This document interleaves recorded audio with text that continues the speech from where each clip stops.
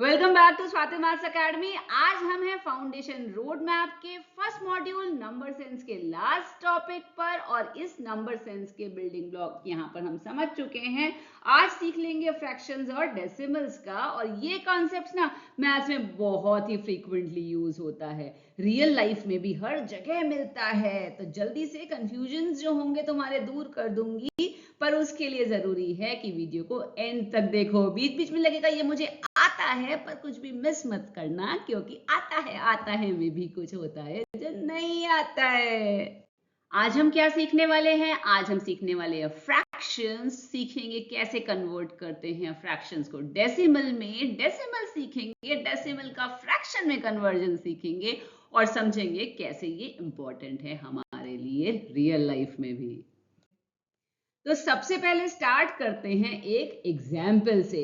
Suppose birthday party में एक chocolate को 4 बच्चों में इक्वली डिस्ट्रीब्यूट करना है। हर बच्चे को कितनी चॉकलेट मिलेंगी? तो इस तरह से सिचुएशन फ्रैक्शंस की दुनिया की शुरुआत करते हैं। तो यहाँ पर हमें फाइंड आउट करना है फ्रैक्शन कितनी मिलेंगी हर बच्चे को उस टोटल चॉकलेट में से, और ये हम फ्रैक्शन में भी बता सकते हैं और थ्रू डेसिमल भी बता सकते हैं। फ्रैक्शन क्या होता है? फ्रैक्शन किसी होल का पार्ट बताता है। अगर पिज्जा लेते हैं तो पिज्जा को 4 इक्वल पीसेस में अगर डिवाइड किया जाए तो 1 पीस लेंगे, तो वो हम कहेंगे 1/4 या 1/4। फ्रैक्शन हमेशा पार्ट ऑफ होल बताता है, ये याद रखो। भाई फ्रैक्शंस 3 तरीके के होते हैं, प्रॉपर फ्रैक्शंस, इम्प्रॉपर फ्रैक्शंस और मिक्स्ड फ्रैक्शंस। प्रॉपर एकदम परफेक्ट वाला, जहां numerator is less than denominator, जैसे 1/3। अब जब प्रॉपर की बात कर ली तो इम्प्रॉपर कौन सा होगा? जो मेरी इस कंडीशन को पूरा नहीं कर रहा होगा, मतलब उसका न्यूमरेटर डिनोमिनेटर से बड़ा हो जाएगा, जैसे 5/3। अब मिक्स्ड फ्रैक्शंस कौन से होंगे? मिक्स्ड फ्रैक्शन वो जो कि होल और पार्ट के मिक्सचर से बना होगा, जैसे 1/2। यहाँ क्या है? 1 होल हो गया, 1/2 पार्ट हो गया। तुम्हें पता है कि इस मिक्स्ड को मैं इम्प्रॉपर में कन्वर्ट कैसे कर सकती हूँ? 1 into 2 plus 1/2। क्या है ये नंबर्स? 1 into 2 plus 1/2। 5/3 इम्प्रॉपर है, इसको मिक्स्ड में कन्वर्ट कैसे करूं? 3 1s are 3, पूरा 3 हो गया। अब 5 minus 3 यानी कि 2, तो 1 2/3। वापस से करूंगी तो 3 1s are 3 plus 2 5/3 आ जाएगा। समझ गए? अच्छा, एक चीज है इक्विवेलेंट फ्रैक्शन। इक्विवेलेंट मतलब यहाँ इक्वल, ठीक है, यहां से निकाल सकते हैं इक्वल। तो वो फ्रैक्शन जिन्हें हम किसी भी फॉर्म में लिखें पर उनका मीनिंग क्या होता है? वो सेम होता है, उन्हें ही हम कहते हैं इक्विवेलेंट फ्रैक्शन। तो हम कैसे भी करें, जब हम उन्हें सिंप्लीफाई करेंगे तो उनका जो प्राइम फैक्टराइजेशन आएगा वो सबका सेम आएगा। जैसे कि यहाँ पर 4/8 थी, 4/8 हो, 2/4 हो या 1/2 हो। जरा इनको सिंप्लीफाई करके देखो। 4 1s are 4, 4 2s are 8, 1/2। 2/4 को सिंप्लीफाई करो, 2 1s are 2, 2s are 4, तो 1/2। 1/2 is already in prime form, तो 1/2 इसका हो गया, सबका सेम आया। बस यही है इक्विवेलेंट फ्रैक्शंस, जहां पर वैल्यू सेम रहती है, लिखे हम अलग अलग फॉर्म में लिख सकते हैं। समझ गए? अब भाई एक बहुत इंपॉर्टेंट चीज जो हमें बार बार एग्जाम में पूछी जाती है कि दो फ्रैक्शंस को कंपेयर करो। तो 1/2 और 1/4 को कंपेयर करना है। कैसे करोगे?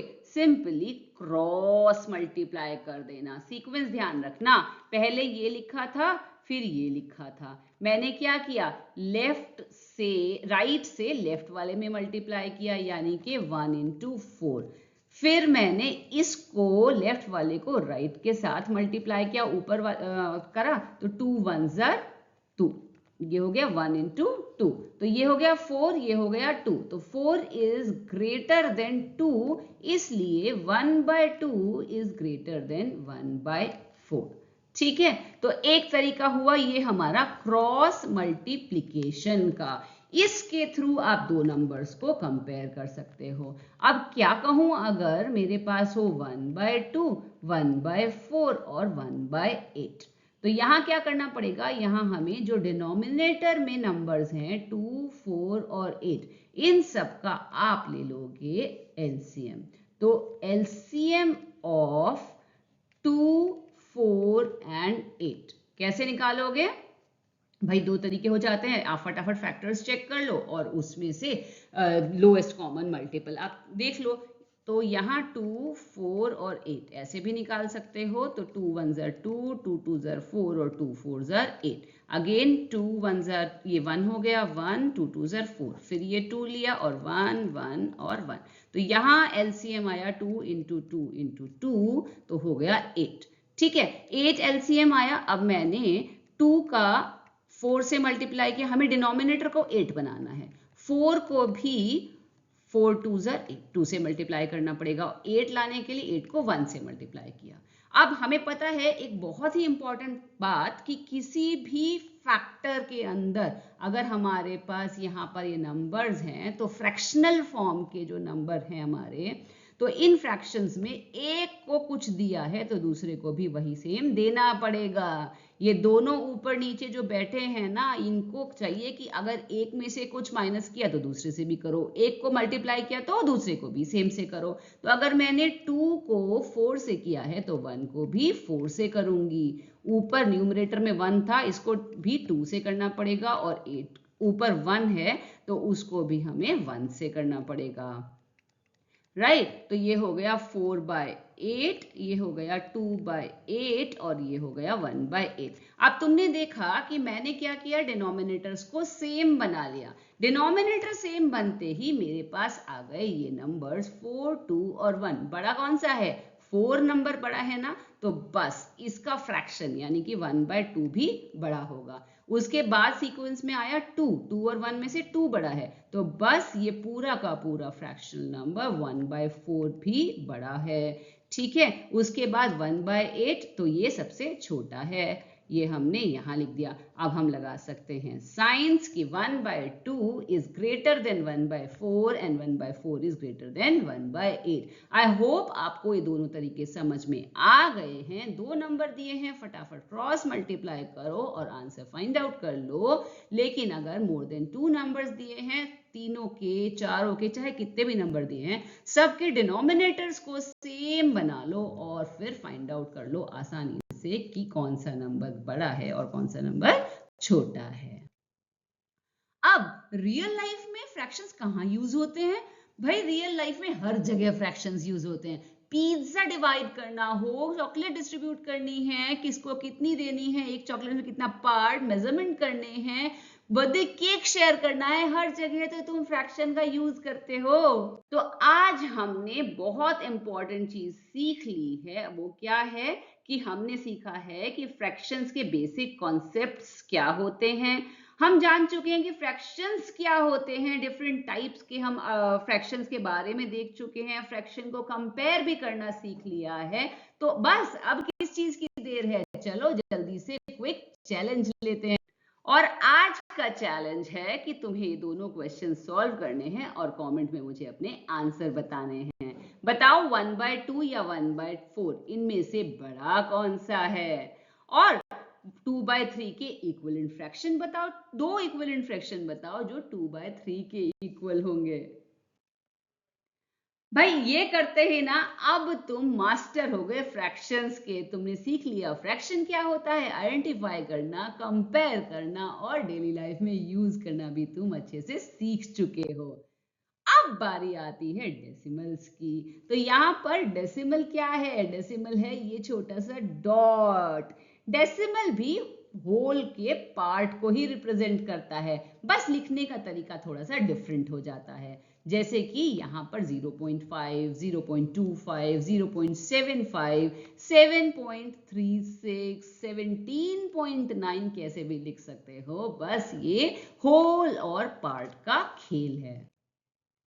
अब बहुत इंपॉर्टेंट चीज जो लगती छोटी है पर गलत करा लेती है बहुत बड़ी बड़ी गलतियां। तुम नहीं करोगे क्योंकि स्वाति मैथ्स अकेडमी के साथ पढ़ाई जो कर रहे हो। अब मानो मेरे पास एक नंबर है 37.25। 37.25 में जो लेफ्ट हैंड डेसिमल के लेफ्ट हैंड साइड होल होता है, डेसिमल के राइट साइड हमारा पार्ट होता है, तो 37। अब होल तो हमें पता है भाई, हमारे पास जो नंबर सिस्टम हमने पढ़ा है उसमें क्या है, वंस, टेंस, हंड्रेड्स, थाउजेंड्स, 10,000 इस तरह से चलते हैं।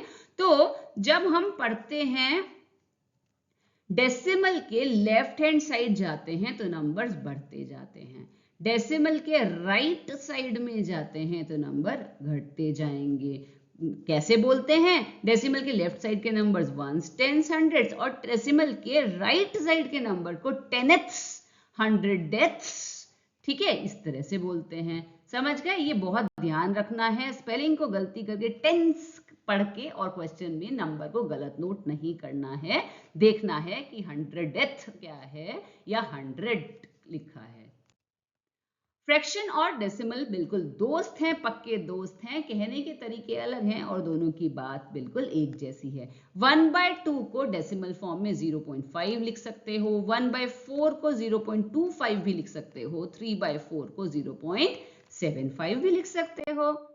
अब कैसे लिख सकते हो तो तुम्हें बताती हूं मैं, डेसिमल फाइंड आउट करना। ध्यान से देखना, बहुत इंपॉर्टेंट पॉइंट है, यहां पर हम गलती बहुत कर देते हैं। तो लॉन्ग डिवीजन मेथड के थ्रू तुम्हें बताती हूं कि कैसे फाइंड आउट करते हैं हम डेसिमल। एक रैंडम नंबर ले लेते हैं, मानो 726 है और हमें निकालना है, इसको डिवाइड करना है लेट्स से 5 से और डेसिमल नंबर्स में इसको सॉल्व करना है था। तो यहाँ 5 1s are 5, 7 minus 5 is 2, यहाँ बोरो कर लिया 2, 5 3s are 15, लेकिन यहाँ आ जाएगा 5 4s are 20 और रिमाइंडर बचा 2, फिर आया 6, 5 5s are 25। अब ये तो हमें पता है।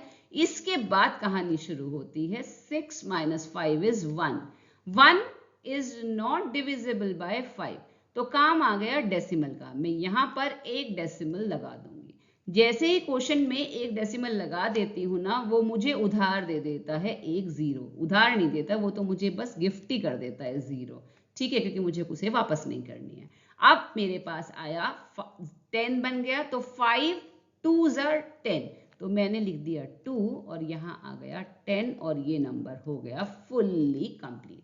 तो 726/5 लिखूं या 145.2 डेसिमल 2, तो भी हमारी बात बिल्कुल सेम है। डेसिमल कंपेयर करते वक्त ना डेसिमल पॉइंट्स को अलाइन करना बहुत इंपॉर्टेंट है। कई स्टूडेंट्स यहीं पर गलती कर देते हैं, इसलिए हम डिजिट्स को सेम प्लेस वैल्यू के अकॉर्डिंग सबसे पहले प्लेस करते हैं, फिर कंपेयर करते हैं। तो यहाँ पर 0.5 है और 0.50 है, तो कैसे बताया है, 0.5 और 0.50 प्लेस वैल्यू डेसिमल के लेफ्ट हैंड साइड पर वंस, टेंस, हंड्रेड्स, थाउजेंड्स, पर डेसिमल के राइट साइड पर 10th, 100th, इस तरह से नंबर चलेंगे। हमें पता है कि डेसिमल के राइट साइड पर असेंडिंग ऑर्डर और डेसिमल के लेफ्ट साइड पर असेंडिंग ऑर्डर और डेसिमल के राइट साइड पर डिसेंडिंग ऑर्डर में हम फॉलो करते हैं नंबर्स को, यानी कि 0.5 और 0.5 यहाँ तो सेम हो गया। अब ये दोनों नंबर सेम हो गए क्योंकि यहाँ वैल्यू बढ़ा इधर की तरफ 0 लिखेंगे तो फर्क नहीं पड़ेगा, तो दिस इज सेम।